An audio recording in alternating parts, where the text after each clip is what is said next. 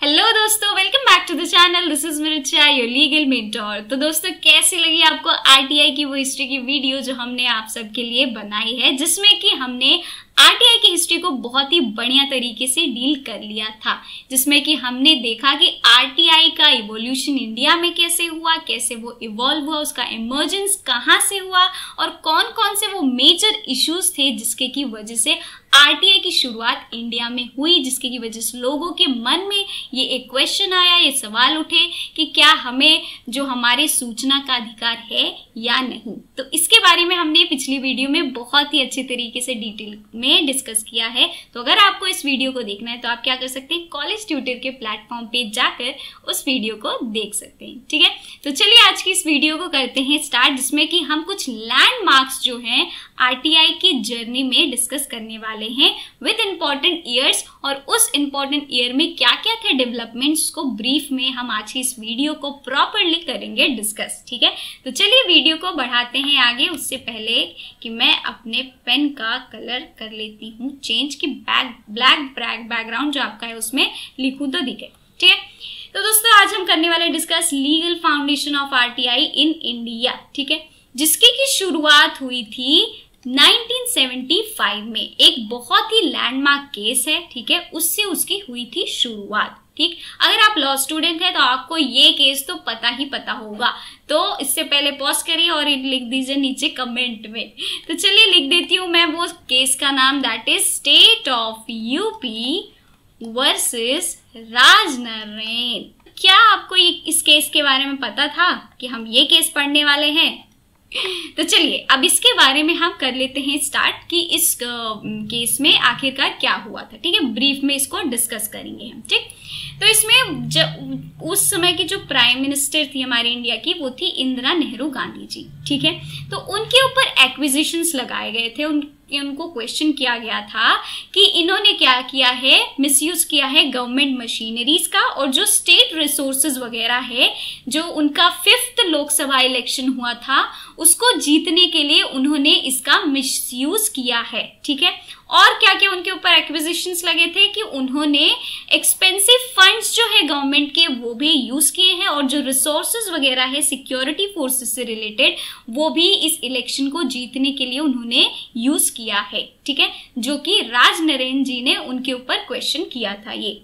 अब इंदिरा गांधी जी जो है वो भी अपना पक्ष रखती हैं, और उसको रखते हुए वो कहती हैं कि जो भी जितने भी प्रोसेसेस फॉलो किए गए हैं इस इलेक्शन को जीतने के लिए, वो हमने किसके अकॉर्डिंग किया है, ब्लू बुक जो है उसके अकॉर्डिंग किया है। ठीक है, ब्लू बुक उसमें कई सारे रूल्स वगैरह लिखे हैं, उसके ही अकॉर्डिंग हमने उसको फॉलो करते हुए पूरा प्रोसेस फॉलो किया है। ठीक है, इस इलेक्शन को जीतने के लिए। तो मैं आपको बता दूं वो जो ब्लू बुक था वो क्या था, अनपब्लिश्ड ऑफिशियल ये रिकॉर्ड था, अनपब्लिश्ड था, ये पब्लिक में नहीं था। ठीक है, पब्लिक डोमेन में नहीं था। तो इसीलिए कहा गया, मिसेस इंदिरा गांधी जी को जब बोला गया कि आप उसको डिस्क्लोज करिए, हमें दिखाइए अगर आपने जो अनफेयर मीन्स जो है वो नहीं यूज किए हैं इस इलेक्शन को जीतने के लिए, तो वो ब्लू बुक जो है उसे हमें दिखाइए। तो वो कहती हैं कि ये अनपब्लिश्ड ऑफिशियल रिकॉर्ड है, तो इसलिए हम इसको पब्लिक में डिस्क्लोज नहीं कर सकते हैं। ठीक है, तो ये इसका इतना फैक्ट हमें जानकारी के लिए हमारे आरटीआई के रिस्पेक्ट में जानना जरूरी था। इसमें फिर क्या हेल्ड होता है, मिसेस इंदिरा गांधी जी को गिल्टी माना जाता है। ठीक है, और इनको कहा जाता है कि आपने इलेक्टोरल मैल प्रैक्टिसेस जो है वो किए हैं इलेक्शन को जीतने के लिए, और गवर्नमेंट क्या है, और जो आपकी गवर्नमेंट है, गवर्नमेंट जो ऑफिशियल्स वगैरह भी हैं वो भी फेल कर जाते हैं इसको डिस्क्राइब करने के लिए कि ये जो ब्लू बुक है वो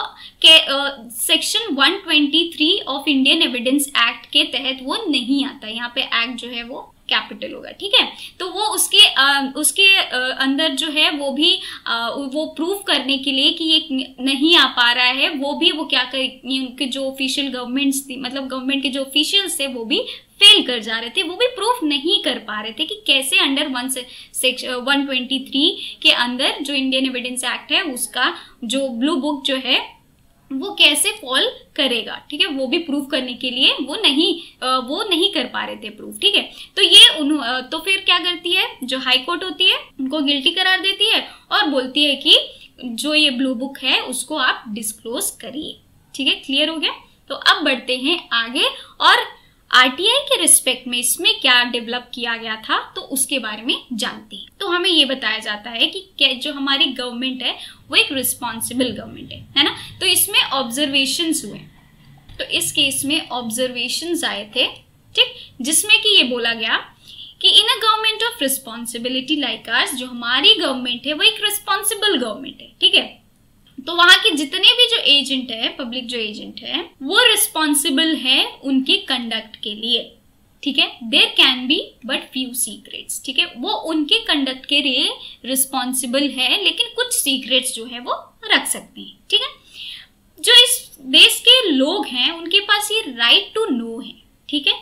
एवरी पब्लिक एक्ट, जितना भी पब्लिक एक्ट किया जा रहा है, उनके लिए किया जा रहा है, तो उनके पास ये अधिकार है कि वो उन लोगों को वो पता होना चाहिए, ठीक है। Everything that is done in a public way by there public functionaries, जो भी पब्लिक फंक्शनरीज का जो मीन्स वो यूज कर रहे हैं, ठीक है, पब्लिक के लिए, तो वो भी उनको पता होना चाहिए, ठीक। They are entitled to know every public transactions, ठीक है, जैसे कंसोलिडेटेड फंड्स वगैरह होते हैं, ठीक, तो वो ट्रांजैक्शंस वगैरह जो गवर्नमेंट ट्रांजैक्शन कर रही है पब्लिक के लिए भी, तो भी उन्हें पता होना चाहिए कि ये जो ट्रांजैक्शंस हो रहे हैं वो किस तरीके से हो रहे हैं और क्या ये पब्लिक के लिए ही हो रहे हैं या नहीं, उनको भी ये जानकारी होना, उनके पास ये अधिकार है, ठीक है।